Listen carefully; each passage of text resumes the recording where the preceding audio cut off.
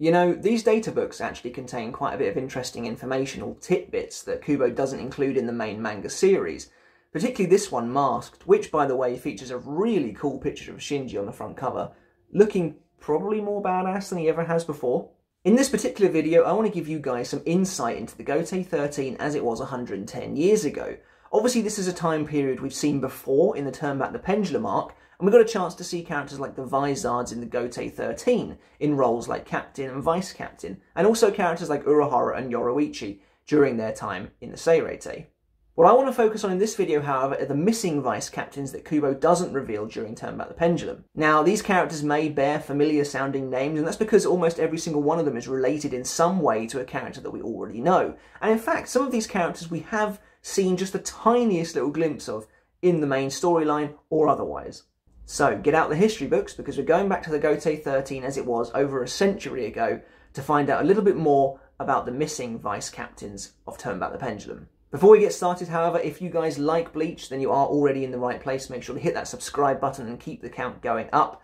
The channel has just been kind of blowing up lately. I really appreciate the support. You guys have been incredible. Let's just keep that momentum going. That would be amazing. So to kick things off, like I said, the Gotei 13 looked a little bit different 110 years ago, featuring some familiar faces in the higher ranks of the fighting force. However, there are some divisions where we don't get to see who the Vice Captain is during that storyline, and those divisions are the 2nd, the 3rd, the 4th, the 6th, and the 7th. Starting off with the 2nd division, and you may recognise this guy because he looks pretty similar to his successor, and that is the 2nd division's Vice Captain, Morenoshin Omaida. Now, if you've never seen this guy before, you might be thinking that literally looks like Omaida, but maybe he's lost a little bit of weight, and that's because it basically is all this guy is. He is Omaida's father, the head of the Omaida, the super rich Omaida family.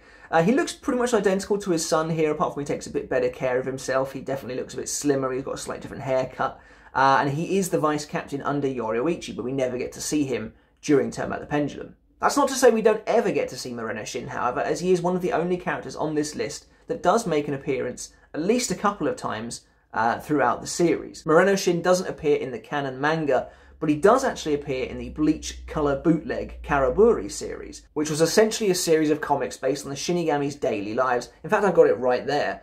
And in it, we get to see Morenoshin as he is in the sort of present timeline, and it's safe to say he doesn't look like he does in his glory days. I don't think there's an awful lot to say about this character. Kubo mentions that Morenoshin does actually have more skills than his son, but they're actually very similar in terms of their personality and the way they have contempt for the poorer members of the Soul Society.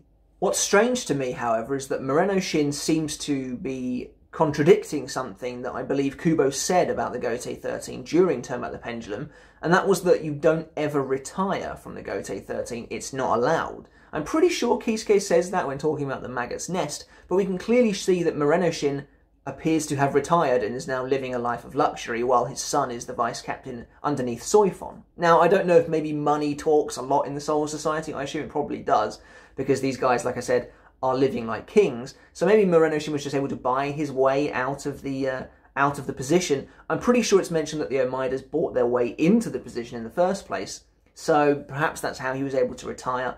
I'm not entirely sure. It's a bit of a weird situation. Now, with the 3rd division, we move on to a slightly more interesting character, I think, and this is a character who does never show up in any kind of form other than this one image we have of her in the Masked data book. But she is mentioned in the canon manga, and that's the lieutenant of the 3rd division, Chikane Iba, or Tetsuzaimon Iba's mother. Now, as you can kind of see from this picture, she looks like a pretty strict and harsh woman, and I think we know that to be the case.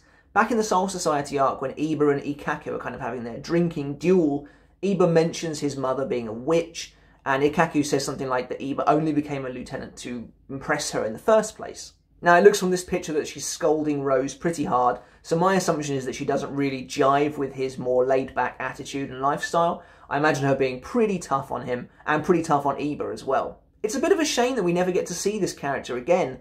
It's never explained why she's not around. Is she dead?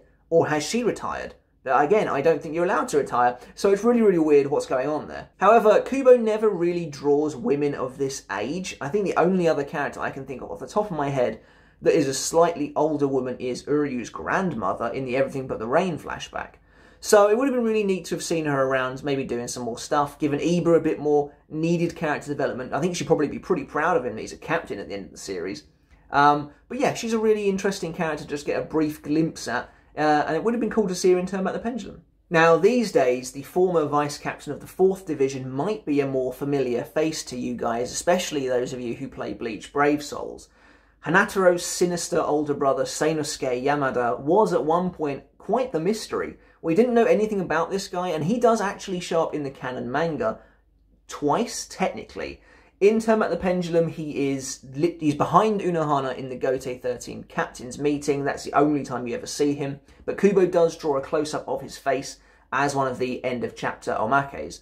So Seinosuke does appear in the manga. There was some kind of a little bit known about him. It's known that he's quite a sinister guy. He's very... I think Kubo says that he has like a cruel heart or something like that, which obviously is a real juxtaposition to Hanataro, who is like a huge goody two-shoes. It's interesting to know that Seinosuke would have been working closely with Unohana as well, but then obviously he moves on from being the vice-captain of the 4th Division. Now, we know from Can't Fear Your Own World that Seinosuke hasn't retired. He's in fact the General Director of the Central Medical Institute. I don't want to go into too much detail about Seinosuke here because I think he kind of deserves his own video. He becomes quite a big player in Can't Fear Your Own World, which I really like because I always liked from the tiny little looks we got of this mysterious, sneaky-looking guy that he'd be really interesting to find out more about. So I'm kind of glad that Can't Fear Your Own World expanded on his role quite a bit. Next up, we have the vice-captain of Squad 6 under Ginrei Kuchiki, Byakuya Kuchiki. Wait, that's not Byakuya. No, it's actually Sojin Kuchiki, Byakuya's father, and they look nearly identical, apart from the fact that Sojin looks like he has less of an attitude problem. Now, considering the importance of Byakuya in the main storyline, it's kind of weird that Sojin we don't really know anything about him at all, other than the fact that he is in fact dead, as is Byakuya's mother. In fact, it's these two characters that Byakuya makes that promise to never break the law to, that basically causes the entire of the Soul Society arc. Now, we know a little bit about Sojin's personality. Apparently he was a kind man who didn't really have the spirit of a fighter within him, and apparently he was also of ill health as well. Supposedly Ginrei, who was obviously Sojin's father, was worried about Sojin taking up a position as vice-captain because of these health issues, but because Sojin was supposed to succeed him as the head of the Kuchiki clan, he was chosen anyway.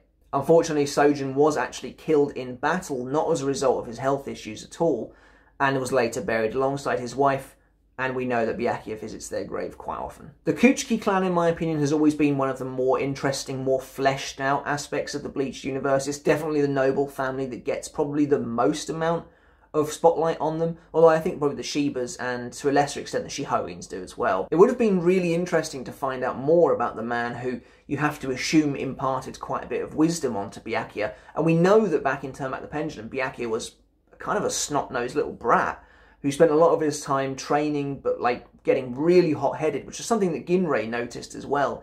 But again, here's another question: what happened to Ginrei? Is he dead? Or again, has the money of a noble house allowed him to just retire? I'm not entirely sure. And finally, the last of the missing vice-captains from 110 years ago is the vice-captain of Squad 7. And you might recognise this guy because he kind of looks similar to his son, but considerably more badass. This is actually Jinemon Kotsubaki, the father of Sentaro Kotsubaki, who is the joint third seat of the 13th Division, or at least he was until Kione ended up working with her sister in Squad 4 at the end of the series. If you don't remember Sentaro, he's literally just the guy who's obsessed with Ukitake. He never really does anything in the series, and his dad looks like definitely more of a fighter than him. We don't know much about Jinemon at all, other than he served under Love back in the day. And I feel like the 7th Division has this reputation for being like full of manly man guys. Like, we have Iba, who was the vice-captain and now the captain, who founded the Shinigami Men's Association, and it's all about being super manly and stuff, and Jinemon really looks like he fits that bill quite a lot. He and Iba even share a very similar scar. Jinemon would have been really cool to find out more about, and I think it's just really interesting that Kubo chose Sentaro of all characters to relate this guy to. The only real similarity they have is their kind of goatee beard thing they've got going on. Other than that, they do look quite different. I would have liked to see more, but unfortunately we really don't know anything about this guy at all. And that's it for this video. I hope it was enlightening. If you didn't know about these characters before, you do now. It is interesting to know that there is so much to the Soul Society that we just don't really have much idea about, even so much as who certain vice-captains are. But it is cool that Kubo eventually revealed the entire slate of captains and vice-captains of the Gotei 13 back in that time period. Although I do think they were missing a captain of Squad 10, if I remember rightly. I think Squad 10 was dead at that point. And it seems to be too late for Isshin, I think. He comes in quite a few years later. That's my assumption anyway. So I think 10 is missing, but other than that, every captain and vice captain is counted for in Turn Back the Pendulum.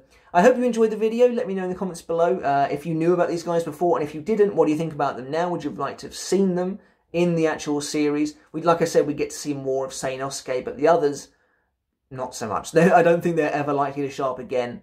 And that's a shame, because I think characters like Chikane Iba and Jinemon Kotsubaki would have been really interesting to see more of. But alas, there are only so many characters that Kubo can dedicate time to. If you enjoyed this video, guys, hit subscribe and hit the notification bell to stay up to date with all of my videos. And if you want to send me a video idea, drop it in the comments. I'll get around to having a look at it. And yeah, might see it in the future. Alright though, guys, until next time, I shall catch you later. See you then.